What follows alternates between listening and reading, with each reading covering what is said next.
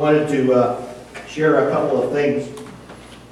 I know we have several new folks in our congregation who are not aware of the history, and so I'm going to take time to read this two-page synopsis that was written for your church about your church history when you celebrated 185 years, which was some years ago.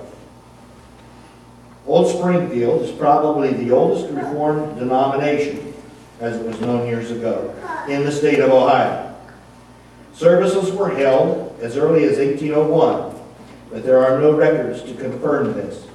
In April 1803, the congregation was organized and officially received into the West Pennsylvania classes of 1808. This is recorded at Heidelberg College in Tiffin, Ohio. A deed to the land donated to us in 1803 by Elizabeth and John Schumacher was not recorded until 1809. Our first house of worship was a log structure without windows and with a rye straw roof. The structure was replaced by another log house of worship in the same site in 1804. The third church became necessary within a few years for the steadily increasing congregation, comprised both of Reformed and Lutheran members. On June 6, 1842, a second tract of land was donated by Barbara and Jacob Myers in, let's see, I lost my place. In 1848, a two-story frame building with a shingled roof was erected. A gallery was built with men sitting on one side and women sitting on the other. The structure became known throughout the area as Old Springfield Church. Two congregations used it for services, Old Springfield Lutheran and Old Springfield Reformed. Two attempts were made to destroy this building, one by tearing out the cornerstone and the other by setting it afire. Both attempts failed. In 1900, the Lutherans bought the building from the Reformed congregation, and this meant the end of the Union Church. In 1901, both congregations built separate churches. So until 1970, when St. Luke's Evangelical Lutheran Church, as it was called after the separation, was torn down. These were known as the twin churches. Our present church was dedicated November 24th, 1901. And 1 week later, a catechism class was confirmed in the building. The first confirmation class included Myrtle from Schiller, May Kleinite, Skana Berkery, Curtis Myers, Clara Sight, Vera Sight Green, Ida Berkey, Laura Myers Stump, Thurman Berkey, Clark Bate, Elmer Sight, Miriam Sight Vaughn, Merlin Veit, Harvey Rock. The first to be baptized in this building were Mabel Gutterbach Heberlin, Helen Heck Wittenberger, and Helen Bate Simcox. During Reverend Krumloff's ministry in Old Springfield, had the first and only all-girls chorus under the direction of his wife. This chorus had the opportunity of being on radio. In 1936, the steeple of the church was removed. During the 1940s, the church was renovated inside and out. A grand piano was installed, a driveway was built, a bulletin board erected, a new brick parsonage completed, and a basement and a kitchen were added to the church. In 1951, an acre of ground to the north and the east of the church was purchased with the idea of making a driveway around the church. A tile floor was installed in the basement in 1956, and children's pulpit was dedicated.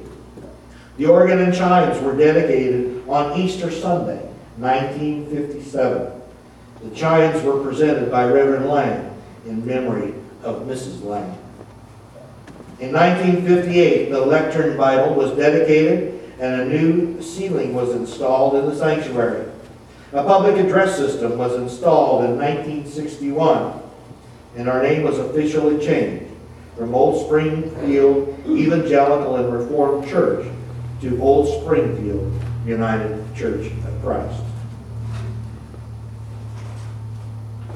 The youth group purchased brass candelabras and a brass cross for the altar in 1962. This was the first year that colored paraments were furnished. During this year also, we purchased the Lutheran church building next door. 1963 was a busy year. The pews and the carpet for the Lutheran building were installed in the present building. A new gas boiler heating system was installed. The chancel was remodeled with the installation of a new altar, pulpit, and lectern. Ground was broken for the educational building, and the basement section was completed. The educational wing was completed in 1964, with most of the interior work being done by our own church members. After many finishing touches to the educational unit, our dedication ceremony was held on May 5th, 1968. We burned the mortgage on February the 20th, 1972. An addition was made to the parsonage in 1976. This included a bedroom, bathroom, dining/family room, and double garage with a patio above it. On May 27, 1979, the cornerstone from the Lutheran church next door was put in place in our new stone sign. This time capsule containing memorabilia from our 175th anniversary is to be opened before April in 2003, the year of our 200th anniversary. Of course, I think we did that a few years ago, didn't we? The 1980s have also been busy years. New vinyl siding was installed on the church building in 1981. We purchased the lot just north of the church in 1983. Pew coverings donated by Don and Donna Felger in memory of their sons Dennis and Douglas were dedicated on July 31st, 1983. In the fall of 1984, new carpeting was installed in our sanctuary. In July of this year, 1988, new lights with fans were installed in our sanctuary. These will be dedicated on November the 20th. The patio at the parsonage is also being enclosed this year. Today, when this was written, October 16, 1988, we are celebrating our 185th anniversary. We are also making a new beginning with the installation of a new pastor, Homer Ferguson. It is our hope that God will bless us and we will continue to glorify His name with God's grace. The history of this church will continue for many, many years.